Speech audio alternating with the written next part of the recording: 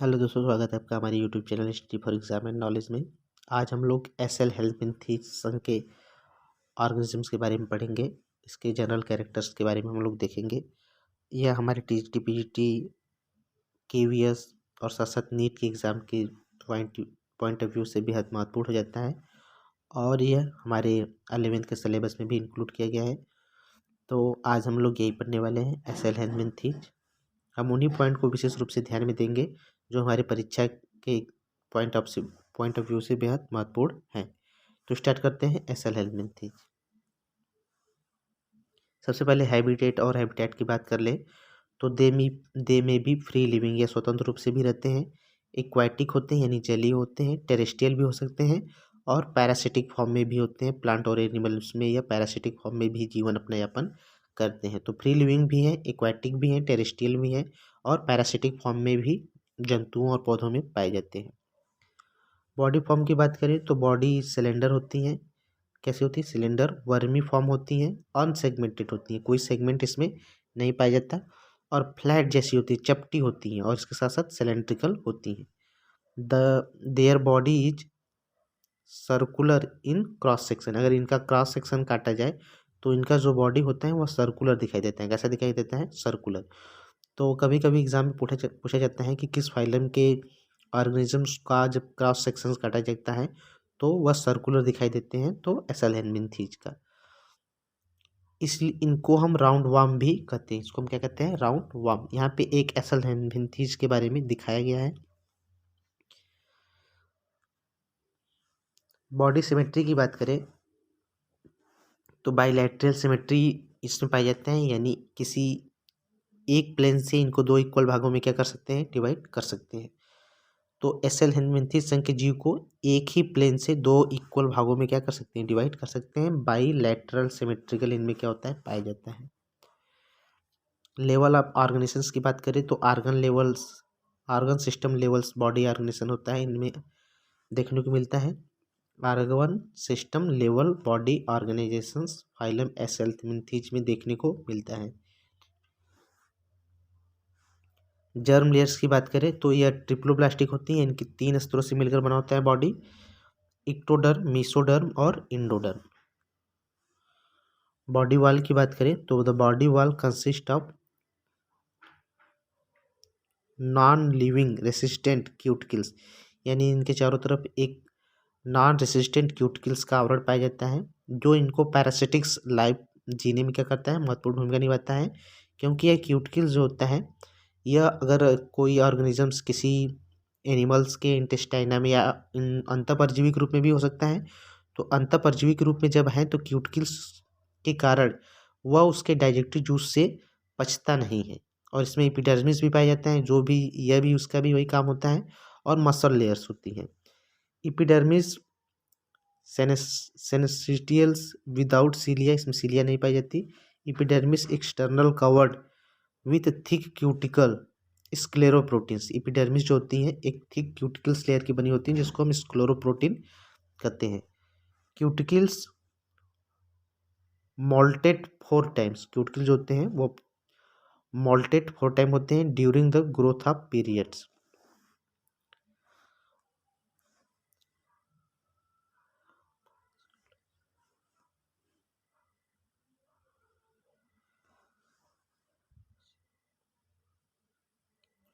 मस्क्यूलेचर्स की बात करें यहाँ पे तो musculatures include mostly longitudinal muscle fibres इसमें पाया जाता है। इसमें कैसा मसल फाइबर पाया जाता है?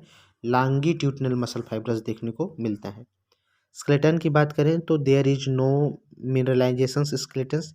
यहाँ पे कोई मिनरलाइजेशन स्केलेटन नहीं पाया जाता है।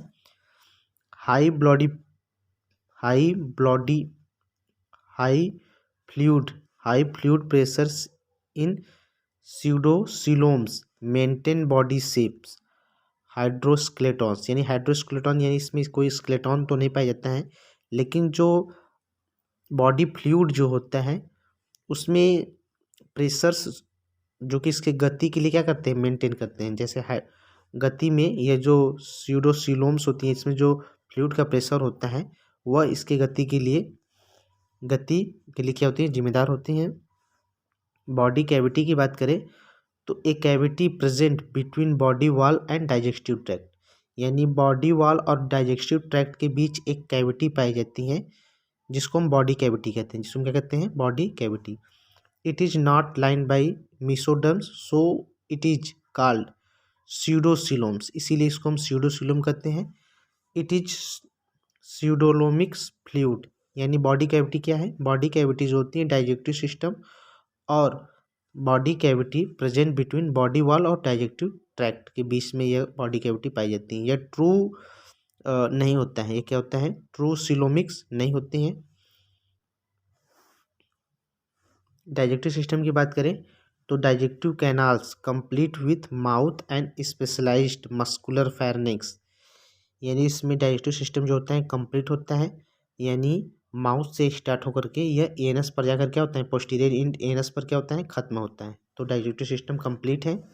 इससे पहले हम लोग देख रहे थे फाइलम निडेरिया या फाइलम प्लैंटीहेल्मिन्थीज में, तो जो बॉडी डाइजेस्टिव सिस्टम था वह कंप्लीट नहीं था, उसमें केवल एक ओपनिंग थी माउथ की। तो यहाँ पे दो ओपनिंग है, माउथ से प्रारंभ होकर के क्या हो रहा है, एनस पर यह कंप्लीट हो रही है।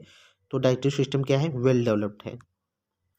गैस एक्सचेंज कैसे होता है फाइलम एसल्थेल्मिन्थीज संघ के जीव ऑर्गेनिजम्स में, तो गैस एक्सचेंज के लिए कोई रेस्पिरेटरी सिस्टम अभी तक डेवलप नहीं हुआ है। इसमें गैस एक्सचेंज जो होता है वह जनरल बॉडी सरफेस के थ्रू हो रहा है। सर्कुलेटर सिस्टम के लिए भी इसमें कोई विशेष ऑर्गन नहीं है, यह सर्कुलेटर सिस्टम क्या है, एब्सेंट है इसमें। एक्सक्रीटरी सिस्टम्स के लिए जो होता है इसमें excretory systems by H shaped excretory canals, यानी एक्सक्रीटरी सिस्टम के लिए इसमें एच शेप्ड एक्सक्रीटरी कैनाल पाई जाती हैं जिसको हम रेनिटी सेल्स कहते हैं। क्या कहते हैं, रेनिटी सेल्स कहते हैं। Remove body waste from the body cavity through excretory pore, यानी इसमें रेनिटी सेल्स जो होती हैं वह एक्सक्रीटरी ऑर्गन की तरह क्या करती हैं, काम करती हैं। तो एक्सक्रीटरी प्रोडक्ट इसमें मुख्य रूप से क्या होता है, अमोनिया होता है, तो इसलिए क्या है, अमोनोटिलिक उत्सर्जन इसमें देखने को मिलता है। नर्वस सिस्टम की बात करें तो it is consist cerebral ganglions, circumenteric nerve ring and anterior and posterior nerve इसमें क्या होते हैं, पाए जाते हैं। तो नर्वस सिस्टम डेवलप्ड है, इसमें सेरेब्रल गैंग्लियन पाया जा रहा है। रिप्रोडक्टिव सिस्टम की बात करें तो सेक्स आर सेपरेटेड, यानी इसमें जो मेल और फीमेल जो होते हैं अलग अलग तो होते हैं, डायोसियस होते हैं और यूनिसेक्सुअल होते हैं। मेल और फीमेल आर डिस्टिंक्ट, यानी मेल और फीमेल को आप देख करके क्या कर सकते हैं, पहचान सकते हैं। Often female are longer than males, यहाँ पे देख रहे हैं जो फीमेल होती हैं यह फीमेल है, क्या है, फीमेल है। तो फीमेल मेल की तुलना में क्या होती हैं, बड़ी होती हैं। Eggs are with chitinous shell, एक जो होता है वह काइटिनस सेल से क्या होता है, घिरा रहता है। और इसमें मेल जो होता है वह छोटा होता है और इसका जो टेल रीजन होता है वह घुमा हुआ होता है, क्या होता है, घुमा हुआ होता है। यहाँ पे देख रहे हैं यह मेल है, मेल का जो पोस्टीरियर इंड होता है वह क्या होता है, वह घुमा होता है, राउंड शेप्ड होता है। फर्टिलाइजेशंस की बात करें तो इंटरनल होता है, फर्टिलाइजेशंस क्या होता है, इंटरनल होता है। डेवलपमेंट डायरेक्ट होता है। They young ones resemble to adults, यानी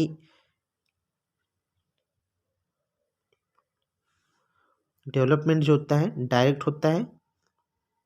the young one resembles and adults, या इनडायरेक्ट, यानी दोनों तरह का डेवलपमेंट होगा। कुछ के केसों में डायरेक्ट होगा और कुछ के केसों में क्या होगा, इनडायरेक्ट होगा। अगर इनडायरेक्ट होगा तो इसमें जो लार्वल स्टेज उपस्थित होंगे, रैबिडिफॉर्म लार्वा इसमें जो होती है देखने को मिलता है।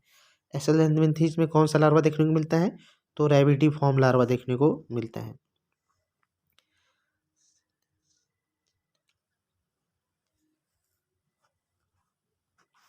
एपिडर्मिस जो होती है वो मल्टी न्यूक्लिएटेड होती है, क्या होती है, मल्टी न्यूक्लिएटेड होती है। यानी कहने का मतलब जो होता है सेल के बीच में कोई बीच में सेप्टम नहीं पाया जाता, बीच में जो होते हैं न्यूक्लियस को डिवाइड करने वाले सेप्टम अनुपस्थित होते हैं। तो यह कंटिन्यूस होते हैं, सेप्टम के अनुपस्थिति के कारण यह कैसे दिखाई देते हैं, मल्टी न्यूक्लिएटेड दिखाई देते हैं। Body wall vasculatures of the longitudinal fibers only. Presence of स्यूडोसिलोम, स्यूडोसिलोम इसमें क्या होता है, उपस्थित होता है. एग्जाम्पल के थ्रू जैसे एक्सकैरिस लुब्रिकेंट जिसको हम राउंड वार्म कहते हैं, उचेरिया ब्रैंकोप्टी जिसको हम फेलेरिया फॉर्म भी कहते हैं, और उसके साथ साथ हुक वार्म है,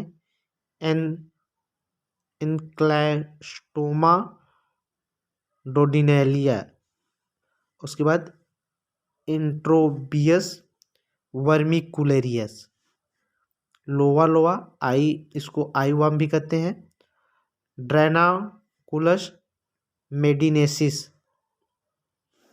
ग्वाइनिया वार्म भी इसको कहा जाता है. तो इसमें जो एसेल्थमिंथिस के संग आने वाले जो पैरासिटिक्स हैं उनका यह नाम है Ascaris lumbricoides, Wuchereria bancrofti. Ascaris lumbricoides को राउंड वार्म कहते हैं और उचेरिया ब्रैंकोप्टी को फेलेरिया वार्म कहते हैं. इंसेक्लोस्टोमा डोडेनलेल को हुक वार्म कहते हैं. इसी तरह से एंटेरोबियस वर्मिकुलेरियस को पिन वार्म या सीट वार्म या थ्रेड वार्म के नाम से भी जाना जाता है. उसके बाद लोवा लोवा है जिसको आई वार्म कहते हैं. यहाँ पे दिखाया गया है एक्सकैरिस लुब्रिकेंट के बारे में, यानी एसेल्थमिंथिस का जो एक्सकैरिस लुब्रिकेंट होता है उसको दिखाया गया है. यहाँ पे देख रहे हैं, यह फीमेल है, ये क्या है, फीमेल है जो मेल से बड़ी है, और मेल जो है ये क्या है, फीमेल से छोटा है, लेकिन इसके पोस्टीरियर साइड पर ये क्या है, राउंड शेप में घुमा हुआ होता है. यहाँ पे फाइलेरिया यानी एलिफेंटिस डिजीज के बारे में दिखाया गया है, जो उचेरिया ब्रैंकोप्टी के कारण होने वाली एक बीमारी है. उचेरिया ब्रैंकोप्टी के कारण होने वाली एक बीमारी है. इस बीमारी में यह द्विपोषधी होता है. इसमें जो क्यूलेक्स मच्छर होता है वह सेकेंडरी होस्ट होता है, और प्राइमरी होस्ट इसमें कौन होता है, मैन होता है. जब कोई मनुष्य उचेरिया ब्रैंकोप्टी से संक्रमित होता है तो उचेरिया ब्रैंकोप्टी क्या करता है कि उसके उचेरिया ब्रैंकोप्टी में सबसे पहले तो जनन होगा. जनन होने के बाद यह जो होती हैं विविपैरुअस होती हैं, यानी विभिन्न प्रकार के मिक्रोफैलेरिया को क्या करेगी, उसका बर्थ होगा. मिक्रोफैलेरिया जो होता है यह जा करके लिम्फ के नोड को ब्लॉकेज कर देता है, जिसके कारण जो लिम्फ होती हैं, जो लासिका होती हैं, वह लेग से ऊपर नहीं जा पाती, और ब्लॉकेज होने के कारण जो लिम्फ होती है वह नीचे रह जाती है, जिसके कारण पैर में क्या होती है, स्वेलिंग हो जाती है. तो इसी बीमारी को हम कहते हैं एलिफेंटिस डिजीज. और लोवा लोवा जो होता है, लोवा लोवा एक आँख की बीमारी है. इसमें देख रहे हैं कि जो लोवा लोवा एसेल्थमिंथिस है वह आँख के स्क्लेरा के अंदर क्या हुआ है, अंदर वह इंटर किया हुआ है, वहाँ पे यह क्या हो रहा है, बढ़ रहा है.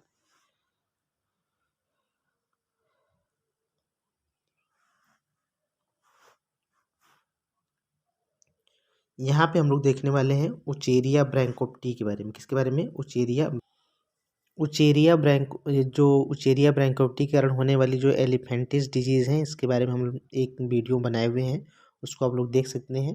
तो यहाँ पे हम लोग इसको बस बिल्कुल शॉर्ट फॉर्म में डिस्कस करेंगे. जैसे बताया गया है कि जो एलिफेंटिस डिजीज होता है उचेरिया ब्रैंकोप्टी के कारण होता है. तो उचेरिया ब्रैंकोप्टी जो होता है एक डाइजेनेटिक्स पैरासाइट है. कैसा है, डाइजेनेटिक्स पैरासाइट है. इसका प्राइमरी होस्ट जो होता है मनुष्य होता है, और इसका द्वितीयक होस्ट जो होता है क्यूलेक्स मच्छर होता है. क्या होता है, क्यूलेक्स मच्छर होता है. उचेरिया ब्रैंकोप्टी में जो उचेरिया होता है उसके फीमेल और मेल को आप आसानी से देख पाते हैं, यह समझ पाएंगे. फीमेल जो होती है बड़ी होती है, और मेल क्या होता है, छोटा होता है. उसका जो पोस्टीरियर इंड होता है वह क्या होता है, वह राउंड शेप में होता है. तो एक उचेरिया यानी अगर कोई व्यक्ति उचेरिया ब्रैंकोप्टी से ग्रसित है तो उसके लासिका ग्रंथि में नर व मेल और फीमेल कृमि, ये दोनों जो मेल और फीमेल कृमि क्या होंगे उसके लासिका ग्रंथि में उपस्थित होंगे, और सेक्सुअल प्रोसेस के थ्रू, यानी इसमें सेक्सुअल रिप्रोडक्शन होगा, उसके थ्रू यह ओवीपैरुअस यानी असंख्य किशोरों को वह जन्म देते हैं, जिसको हम माइक्रोफाइलेरियाई कहते हैं. क्या कहते हैं, माइक्रोफाइलेरियाई कहते हैं. यह जो माइक्रोफाइलेरियाई होते हैं वह परिपक्व अवस्था में उत्पन्न होते हैं, और इनके चारों तरफ एक क्यूटिकल आवरण होता है जिसमें यह क्या होते हैं, बंद होते हैं. अब यह जो माइक्रोफैलियरियाई है यह नेक्टोरल को प्रेषित करते हैं, यानी दिन के समय यह मनुष्य की बड़ी और गहराई में स्थित वेनस में क्या होते हैं, चले जाते हैं। और रात के समय यह सुपरफिशियल वेन्स में आते हैं। और उस समय क्यूलेक्स मच्छर अगर उस व्यक्ति को काटता है तो यह जो मिक्रोफाइलेरियाई है वह क्यूलेक्स मच्छर में क्या होंगे, चले जाएंगे। क्यूलेक्स या एडीज प्रजाति के मच्छर जो होते हैं इसके सेकेंडरी होस्ट होते हैं उसमें चले जाते हैं। और वहाँ पे जाने के बाद मच्छर के आमाशय में पहुँच जाते हैं। और पहुँचने के बाद जो इनके बाहर, जैसे ही ये आमाशय में पहुँचते हैं तो इनके जो बाहर क्यूटिकल आवरण है वह क्या हो जाएगा, वह खत्म हो जाता है। और आमाशय भित्ति में प्रवेश करके यह मांसपेशियों में प्रवास कर जाते हैं और इसमें कायांतरण की प्रक्रिया होने लगती है। यानी वहाँ से यह क्या हो जाएगा, आमाशय भित्ति में प्रवेश करके आमाशय भित्ति में प्रवेश करने के बाद वहाँ पे इनका कायांतरण क्या हो जाता है, मेटामॉर्फोसिस प्रोसेस स्टार्ट हो जाता है। अब उसके बाद इन पेशियों में स्थूल सॉसेज आकृति यानी प्लम सॉसेज शेप्ड में यह बदल जाते हैं, एक लंबा आकार धारण कर लेते हैं। अंत में इसमें जो होता है टार्टरी संक्रमणकारी अवस्था में क्या हो जाते हैं, बदल जाते हैं। माइक्रोफाइलेरियाई लगभग 10 दिन में 2 बार निर्मोचन करके तृतीयक अवस्था में लार्वा बनाते हैं। ये संक्रमणकारी लार्वे जो होते हैं मच्छर के लेबियम या सुंड में क्या हो जाते हैं, प्रवेश कर जाते हैं। अब यह संक्रमित मच्छर अगर किसी व्यक्ति को काटता है तो यह जो माइक्रोफाइलेरी लार्वा है उसके रुधिर में क्या हो जाते हैं, चले जाते हैं। उसके रुधिर में क्या होते हैं, चले जाते हैं। और यहाँ परिवर्तन करके यह वयस्क बन जाते हैं। और वयस्क बनने के बाद यह पुनः जनन करके मादा कृमि जो होती है पुनः माइक्रोफाइलेरियाई क्या करती हैं, उत्पन्न करती हैं।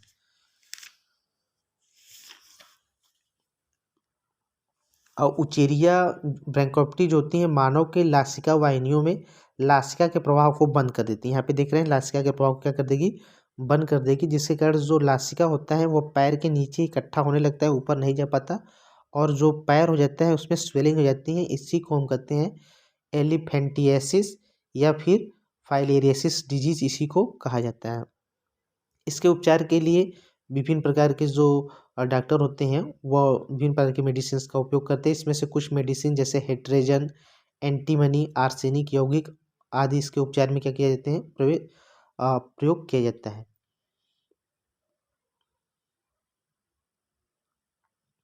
तो इस तरह से जो होता है उचेरिया ब्रैंकोप्टी का लाइफ साइकिल चलता है। इसका एक सेपरेट वीडियो इस पर बनाया गया है। अब इसके बाद बात कर लेंगे हम लोग एस्कैरिस के बारे में। एस्कैरिस के ऊपर भी एक वीडियो हमने अपलोड किया है, आप चाहेंगे तो उसको डिटेल से आप जाकर वहाँ अध्ययन कर सकते हैं। It caused by Ascaris lumbricoides round worms of man, इसको कहते हैं। It belong to phylum of Aschelminthes. It is most common worm found in the humans, यह मनुष्य में मुख्य रूप से पाया जाता है। जैसे यहाँ पे देख रहे हैं इंटेस्टाइना में जो है एस्कैरिस का संक्रमण हो रहा है। यहाँ पे एक डॉक्टर के द्वारा एस्कैरिस को बाहर निकाला जा रहा है। It is a long thin tapering both ends the largest intestinal nematodes parasitizing humans, यानी मनुष्य में यह सबसे लार्ज निमेटोड्स है। The epidermis secrete the thick extra cellular cuticles covering body the protected the worms various secretion of the host, यानी इसके चारों तरफ जो होती हैं एक कवरिंग होती है क्यूटिकल्स की, जो कि इसको डाइजेस्टिव जूस से पचाने में, जैसे जिस भी एनिमल्स या जिस भी ऑर्गेनिजम्स के अंदर यह रहेगा तो वहाँ पे उसके डाइजेस्टिव जूस से यह न पच पाए तो इसके चारों तरफ क्यूटिकल्स का एक क्या होता है, कवरिंग उपस्थित होता है। The digestive system is complete, यानी एस्कैरिस जो लुब्रिकेंट है इसका डाइजेस्टिव सिस्टम कंप्लीट होता है। 2 ओपनिंग होती हैं। टर्मिनल एंटीरियर जो ऊपर का है माउथ कहलाता है और पोस्टीरियर जो होता है एनस कहलाता है। मेल जो होते हैं वह छोटे होते हैं और उनके पोस्टीरियर जो इंड होता है वह क्या होता है, थोड़ा राउंड शेप में घुमा होता है। जबकि फीमेल क्या होती हैं, बड़ी होती हैं। द वर्म्स और सेक्सुअल डायमॉर्फिज्म्स, यानी इसको देख करके आप बता सकते हैं कि कौन मेल है कौन फीमेल है। The female worm long and straight, सीधी होती हैं। Male worm short and curved होते हैं, यानी घुमे होते हैं। Male saw the presence of posterior penial setae, यानी जो होता है पोस्टीरियर भाग होता है उसको हम पेनियल सीटा भी कहते हैं। लाइफ साइकिल एस्केरिस लुब्रिकेंट की बात करें तो इट इज मोनोजेनेटिक्स, यानी ये जो होता है एक पौधि होता है, इन्वॉल्व ओनली वन होस्ट जो हुमैन होता है। Adult worm live in the human of small intestine, यानी जो एडल्ट वर्म होते हैं मनुष्य के स्मॉल इंटेस्टाइन में रहते हैं। ए फीमेल में प्रोड्यूस अप्रॉक्सीमेटली, देख रहे हैं कितने जीरो हैं दो के सामने, तो 1 लगभग जो होते हैं जो अंडे दे सकते हैं एक दिन में, तो 20,000, 2 लाख लगभग, सॉरी दोस्तों 2 लाख एक जो होती हैं पर डे यह दे सकती हैं ascaris, which are passed with the faeces of man, यानी मनुष्य के जो भी व्यक्ति एस्कैरिस लुब्रिकेंट से ग्रसित होगा तो वहाँ पे जो फीमेल एस्कैरिस हैं वह लगभग 2 लाख अंडे प्रतिदिन देती हैं, जो उस मनुष्य के फीसेस से क्या होगा बाहर निकलेगा। Fertile egg become infective after 18 day, यानी 18 डे के बाद जो होगा जो एग बाहर निकल रहा है वह फर्टाइल, वह क्या हो जाएगा, वो फर्टाइल एग बिकम इन्फेक्टिव, वह इन्फेक्शन कर सकता है, जिसको हम second juvenile second juveniles second stage of juveniles कहते हैं। यहाँ पे इसका जो है एक फिगर दिखाया गया है, जैसे यहाँ पे दिखाया गया है कि एक व्यक्ति जो है एस्कैरिस लुब्रिकेंट से क्या है ग्रसित है, एस्कैरिस लुब्रिकेंट से यहाँ पे ग्रसित है व्यक्ति। तो एस्कैरिस लुब्रिकेंट से ग्रसित होने के बाद जो एक्सकैरिस है उसमें मेल एक्सकैरिस और फीमेल एक्सकैरिस होगा, जिसमें रिप्रोडक्शन होगा। रिप्रोडक्शन के थ्रू लगभग 2 लाख अंडे जो होगी एक फीमेल पर डे दे सकती हैं, और जो अंडे होते हैं वह फीसेस के साथ मनुष्य से कहाँ निकलते हैं, बाहर निकलते हैं। अब बाहर निकलने के बाद इसमें जो होगा डेवलपमेंट होगा, डेवलपमेंट होने के बाद यह फाइनली जो होगा अदर व्यक्ति को क्या करेगा, इन्फेक्टेड करेगा। अगर आपको एस्कैरिस लुब्रिकेंट्स की डिटेल से लाइफ साइकिल पढ़ना है तो इस पर एक सेपरेट वीडियो बनाया गया है, उसको आप लोग देख सकते हैं, एस्कैरिस लुब्रिकेंट्स की लाइफ साइकिल के बारे में। आशा करते हैं कि आपको वीडियो पसंद आएगा। वीडियो पसंद आए तो वीडियो को लाइक करें। Thanks for watching.